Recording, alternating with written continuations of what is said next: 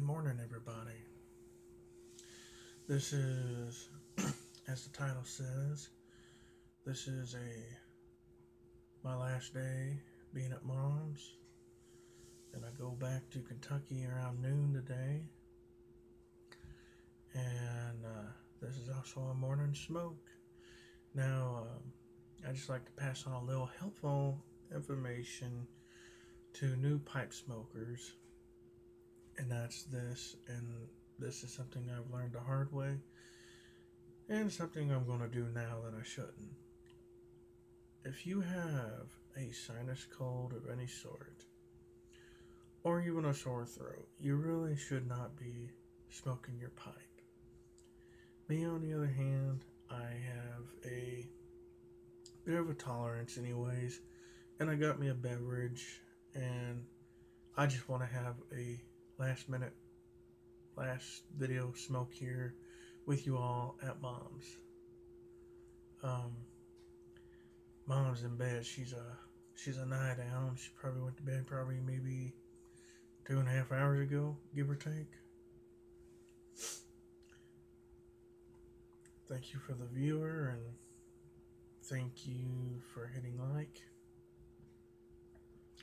Well, I'm going to load up my pipe here. I'm smoking out on my Washington, Missouri Meerschaum Cob, and I'm going to be smoking this morning my favorite standby go-to tobacco. So far, I'm going to say this is my little holy grail, I guess you would say, of tobacco. I got it at Stur's Tobacconist, and while a lot of you out there are crazy about the Sleepy Hollow stuff, I love this stuff. It's year-round, and I love it. Wish it was a little bit better, or maybe it might have like a minty flavor. That'd be even cooler, but I'm happy to get what I got. But that's what I'm going to be smoking. My River Road.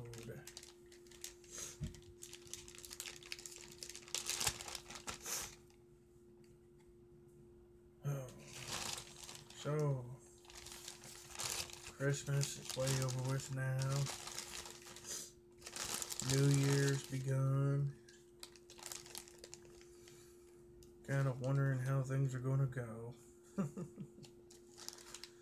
But one thing I know for sure, regardless of anything, is God's in control.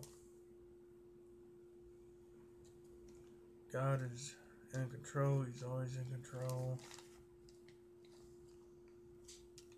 And I thank the Lord that He is in control. All the crazy things out there in the world,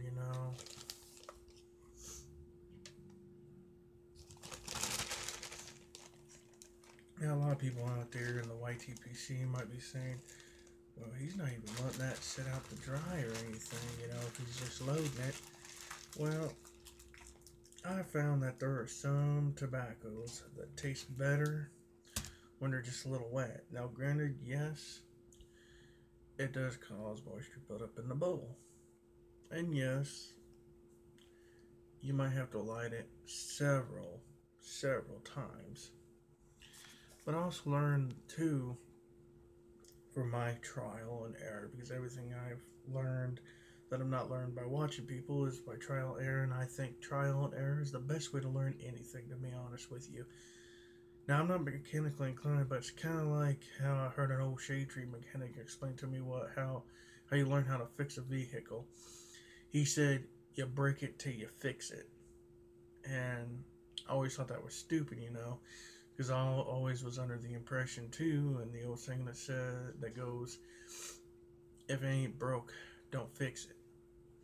But I understood the concept of that, and one of the things I learned to do when I do smoke a bit of a damp or a moist tobacco is you always have one of these on hand, always, and when it gets a little moisture in the bowl or something, you just take this and in the middle of your smoke or something and just kind of run it through, and it helps with any of those problems you may have. And I found that it was one of the best methods ever, at least for me. And another thing I do when I smoke, I always try to make sure when I, I'm not letting it dry out, I make sure I have my pipe pretty good aerated. So before I even light up, I take my handy dandy little poker and I kind of do, a 12 o'clock, 6 o'clock, and like that. And I poke down first by where the stem is and the shank, on the side, in front, and to the other side. Then I kind of take my thumb, kind of tamp it back down lightly, because you already know your flame's going to do that. Now with these, I kind of cheat instead of using a match because, like I said, these were my first two little basket pipes, and to get a little charred or anything, that ain't gonna hurt. I ain't gonna be real upset about that. They wasn't that expensive.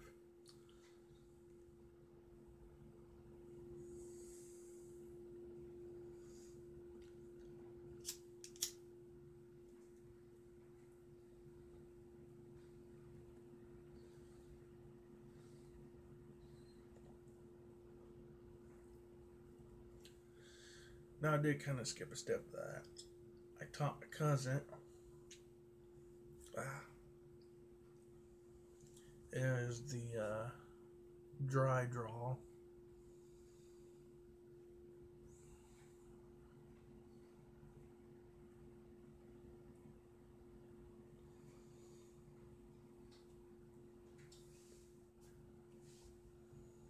Now we're smoking for a while. Sometimes I can keep a char light lit, as it works sometimes not.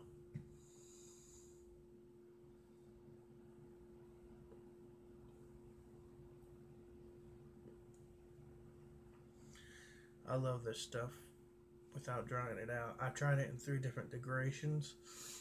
I tried it dried out for 30 minutes.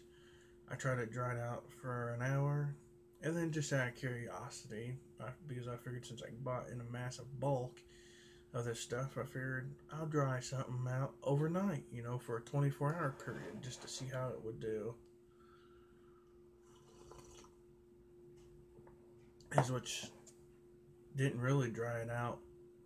I mean, it was dried out, but not like what you would think, not like crumbly dry or instant, flame up dry.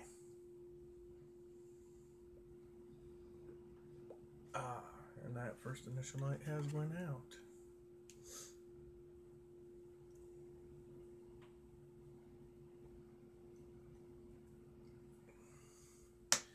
I don't know if you can see it or not, but well, I did not mean to do that.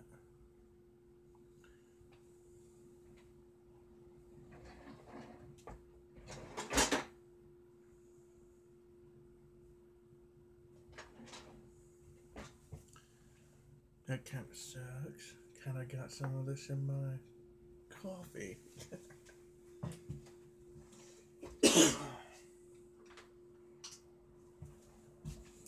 But good thing though, I got a heavy cream on her, so it's all floating just right up there on the top. Now I like my tobacco, but I don't want to eat it. I don't know about any of you all out there, but it's just not my forte. Of course, it is one of the oldest remedies for worms. Anyways, like I was showing, there's I don't know if you can see that in there or not, but it's a little charred, and sometimes the black Cavendish, it is a little hard for me to sometimes figure out when it's really good and charred, But I know this tobacco well enough to know by the taste.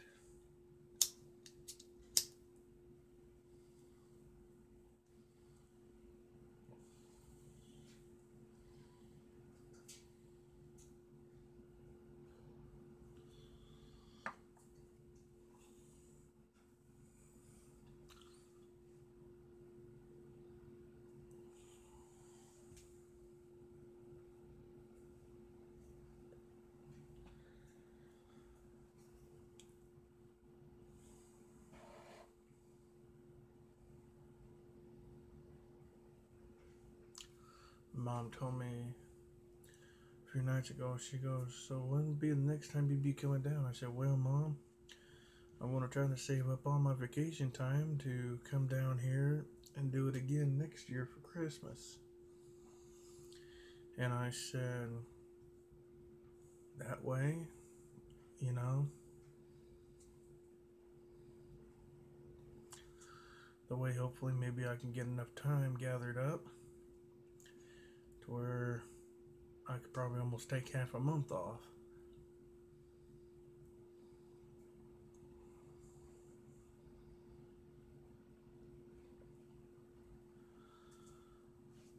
But never know what's going to happen from month to month, to year.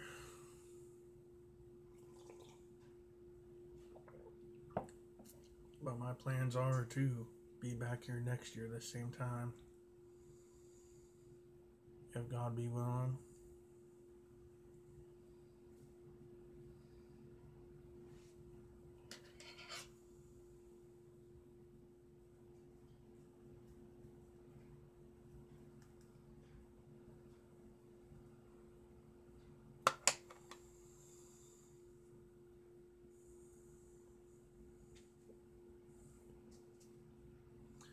Got my candle lit this morning. I think I'm going to start doing this at home. I think it kind of adds a little atmosphere.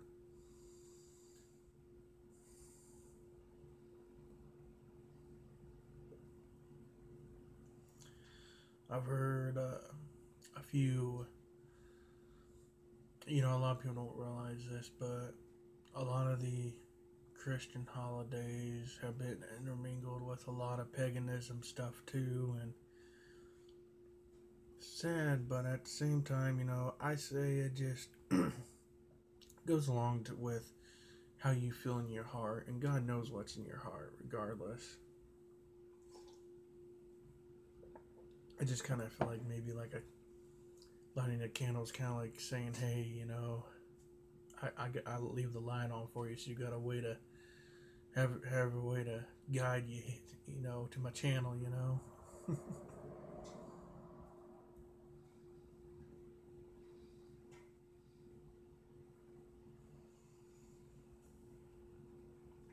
But I do watch a few religious channels, Christian channels, and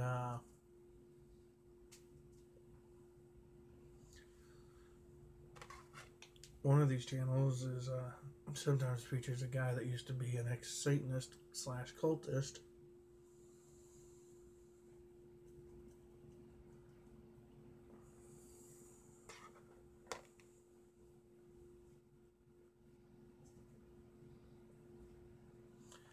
And this guy was talking about how Christmas was ladled with paganism and everything, and it made a lot of sense. And one of the things he was talking about was, you see people put candles in the windows, and it had to do with inviting in spirits and stuff like that,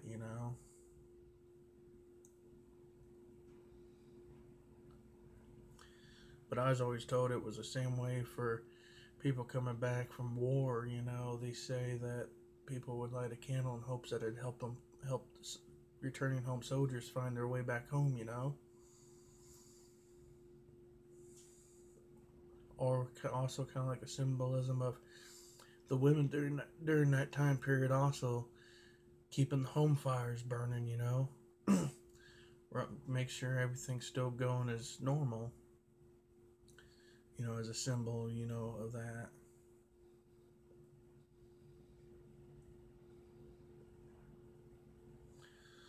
So I say it just kind of goes with whatever your belief is.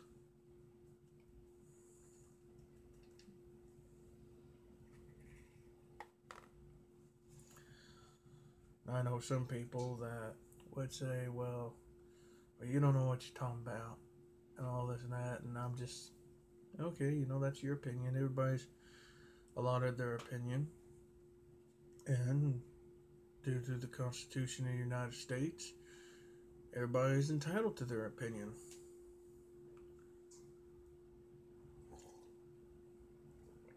And everybody's entitled to their own belief. But, yeah. I was watching the news this morning here in Indiana. They say that in Terre Haute, Bloomington, and a few other counties was more colder than it is in Antarctica this morning. And I thought that was kind of cool to a certain degree. Like certain excuse me, like certain parts of the country is getting hit with snow they ain't seen snow in like decades, so it's like a very rarity, and I was like, well, that's kind of cool. You see, and then they showed all these kids playing in the snow and stuff. I thought that was real cute. Well, see, that's the thing. When you do smoke with tobacco, you do have to keep relighting it a lot, But this blended tobacco, I think, tastes better like this. It really does.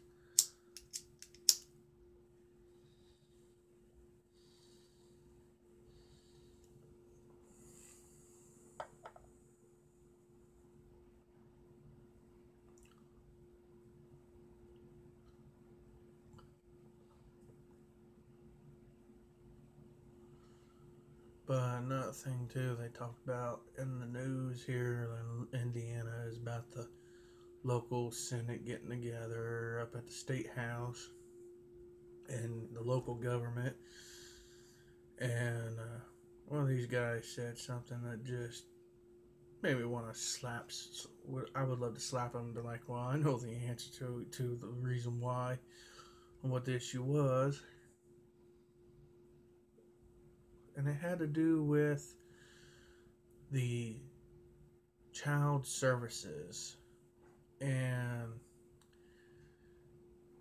why is it Indiana has more children and child services than Cincinnati and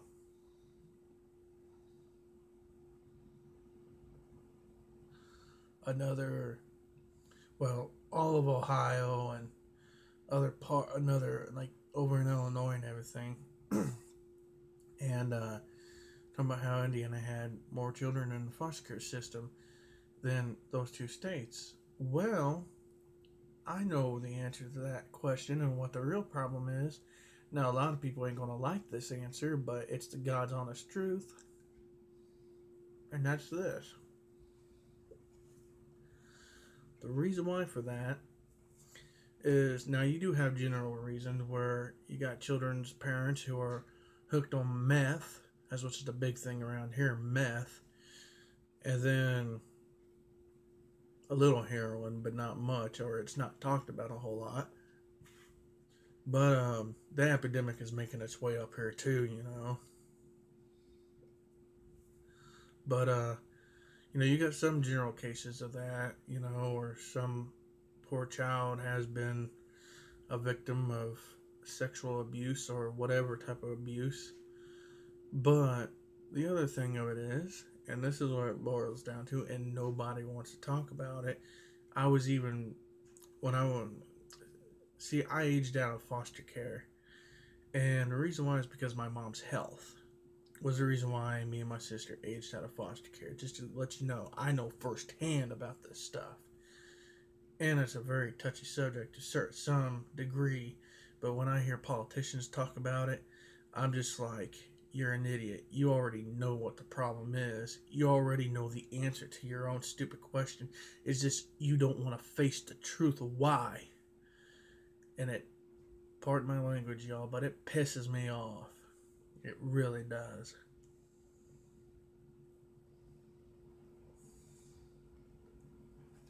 The reason why is, let's examine Greene County in Indiana, for example, because I'm familiar with how that system is.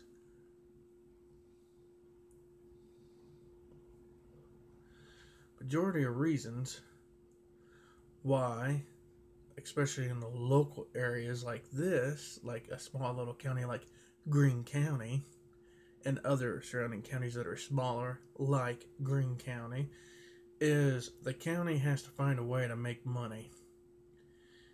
And if they can't do it by flea bargains through the court systems, what other better way than use children like cattle? It happens.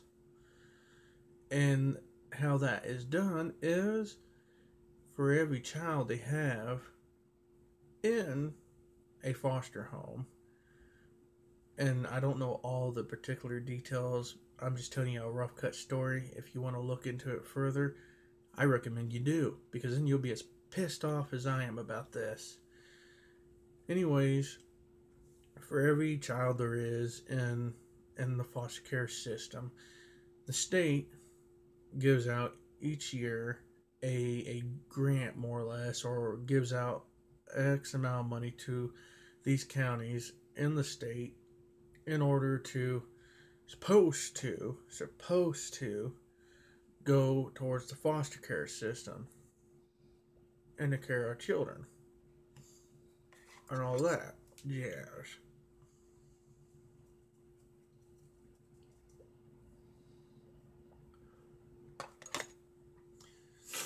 Excuse me, I gotta relight here.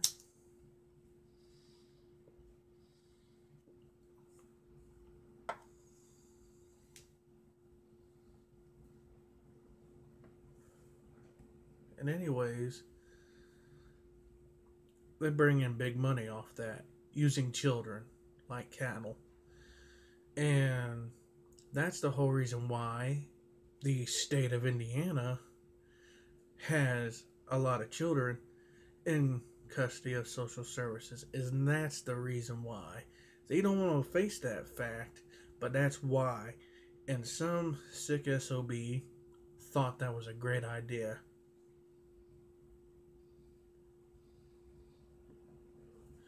You know, your neighbor could report you to social services. Then people show up. You could just have one of those days where your home is just cluttered. You know, anybody out there that's a parent has had these days, these moments. And if the state's desperate enough, or should I say the county is desperate enough, they're going to take snapshots of everything. I mean, it's mandatory anyways, as well as of your children. And then they're going to take and turn it over to a prosecutor after they feel that they've done an investigation. And the prosecutor's going to go and pretty much give the okay to go ahead and, you know, that you had deemable reasons to take your children out of your custody.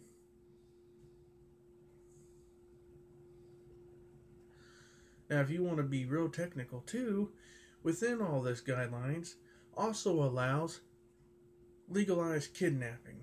Now, a lot of people are like, well, whoa, wait a minute, what are you talking about? It is, because anytime somebody takes your children out of your custody, out of your care, without you knowing about it, it's kidnapping. Literally, if you want to be technical. And welfare people or social service workers can go into your schools, the schools that your tax dollars pay for,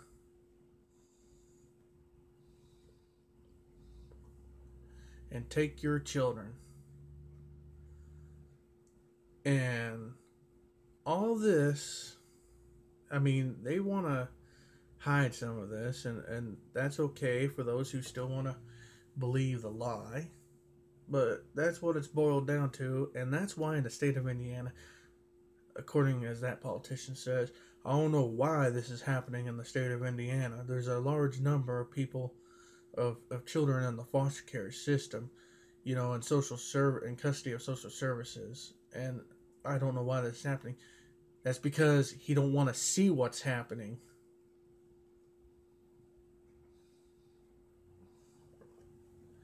And I'm not the only one that has said this.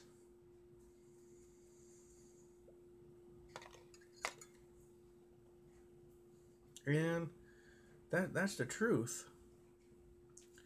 And also too, as far as the whole kidnapping thing, you can go to court to try to fight that and everything. And you got prosecutors that are paid. They are no more different than, that's part in my language, no more different than street corner workers, if you know what I mean. You know, no more than just hired prostitutes, more or less, to defend a lie.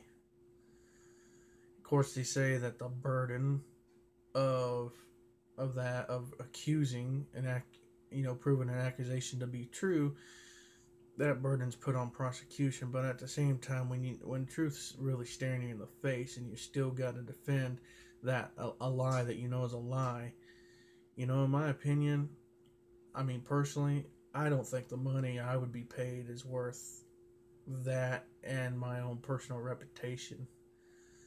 You know, I mean, it's pretty bad. I had a adopted cousin went before court for some drunken disorderliness, and he admitted he was in the wrong and everything, but he had looked at this prosecutor in Greene County. Now, I don't know if it's the same prosecutor or not that resides in Greene County still or not, but he looked at the prosecutor at that time, and he said, I think it's kind of odd that you want to come down on me and everything. And he said, yeah, I know I'm a habitual offender, but he said, you want to crack down on me like I'm public enemy number one, persecute me for this. And he said, here I am sitting before you saying I am at fault and I am to blame, and I need to straighten up. And he said, but you want to know something? He said, I know more what a Greene County jail cell looks like than I do a rehab center. He said, how come nobody's never thought about directing me to a rehab center? He said, even if I got to pay for it out of my own pocket. Why? He said, but yet, this prosecutor over here, about 5 or 6 months ago, let a convicted child molester that was guilty and proven guilty, but yet let him walk. And you want to come down on me? And my adopted cousin looked at me and he said, I'll tell you something. He said, that prosecutor could not hold his head up. And he said, and the judge was just looking at the prosecutor, shaking his head. And he said, and he said that she turned and looked at me, and he said, the judge told me to go find myself a rehab center, and that I had so many hours to find one, and good luck on my recovery. Once again, too, that also goes back to, it's like the old country song, you have to stand up for what you believe in, else you'll fall for anything. And politicians, I don't care if you're a politician that watches this channel, but as far as I'm concerned, y'all crooked. I don't care if you're honest at first, eventually you do some crooked stuff. And the question I have for you is, when you lay your head on the pillow at night and you wake up the next morning, are you still going to be proud of that crap that you done? Those lies you spilled out? The lies that you cover up?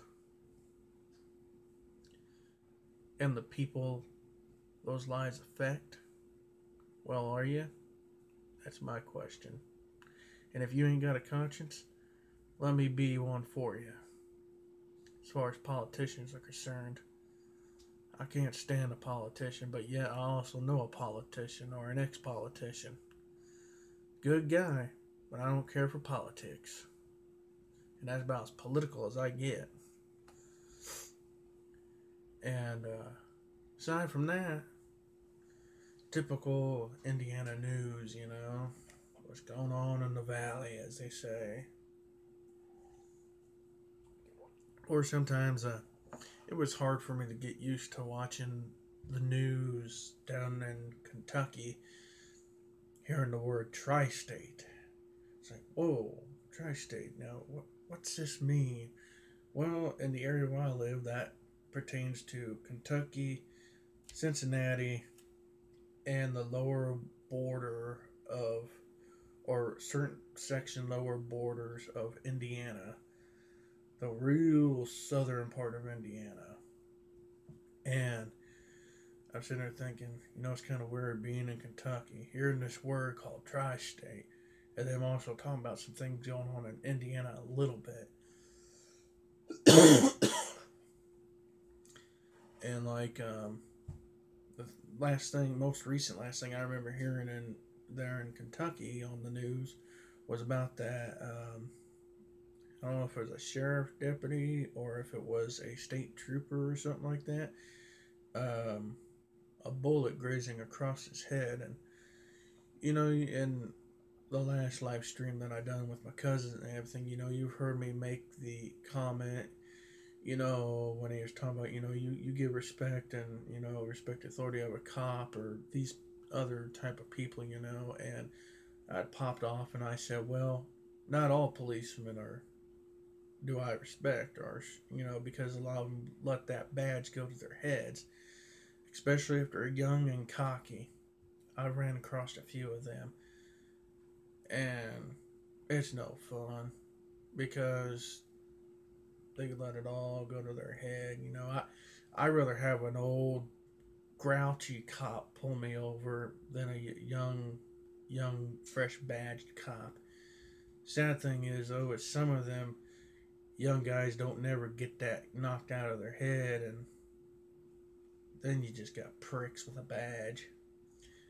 Now, I'm not meaning to say go disrespect law enforcement. You don't do that.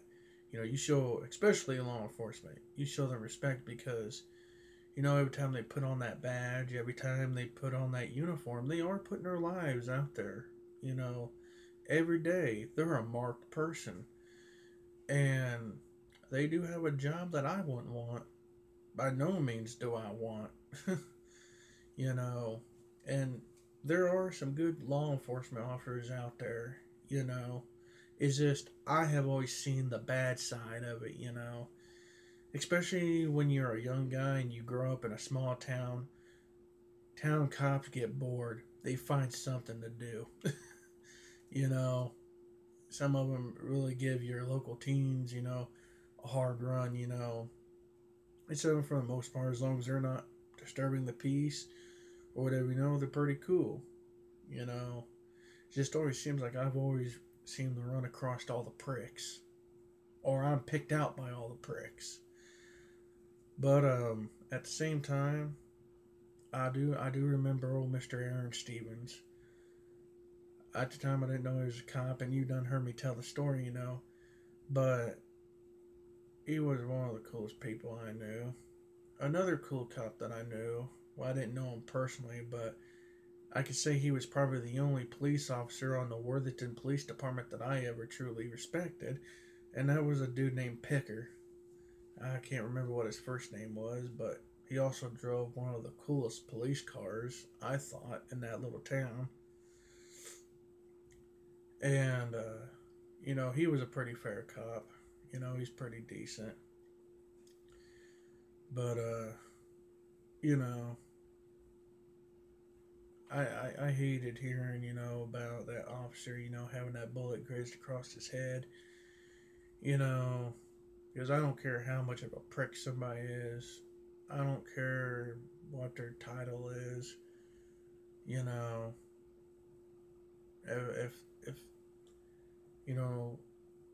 I just don't want to see nobody get killed. And it is a sad but true story. Whenever, a police officer or any law enforcement puts on that uniform, they're putting their lives out there on the line. Just like a soldier every time he puts on the country's uniform. local law enforcement does the same thing every day, and you got some people that are so racist that even if it was a cop that was a fair, decent cop, they wouldn't care. They'd just rather shoot him than look at him. I mean, there's a lot of people out there that way. I've met a few people like that, and they're nuts. But in general, no matter what, always say yes, sir, no, sir, or yes, ma'am, or no, ma'am to an officer. Even if you don't like them, still show that respect. It may not appeal to you then, but later on it will. And it just might save you a lot of grief. Well, folks, I hate to end this, but looks like my battery's starting to fail on me. And I don't feel like going through the hassle of charging it up in the middle of this thing. So, folks, I'd just like to say till next time, thank you for hitting like, share, and subscribe. Wherever you're at in this world, may you be blessed. And I also want to give a thank you to everybody that showed Mom some love and support on this channel. And I thank you. And if anybody comments on those videos, I'm going to, while I'm down in Kentucky, I'm going to give Mom a comment like, hey, guess what? So-and-so made a comment on one of our videos we done, and I'm going to let her know. And I might even make a video and tell everybody what Mom's response is. But anyways, I thank you all. Much appreciated. And maybe I can get one more video in with Mom before I gotta leave. Hopefully. She's supposed to be making me some tater candy to take back home with me. I'm looking forward to that. Well, everybody, till next time, may you be blessed wherever you're at in this world. Thank you for hitting like, share, and subscribe. And thank you for joining me this morning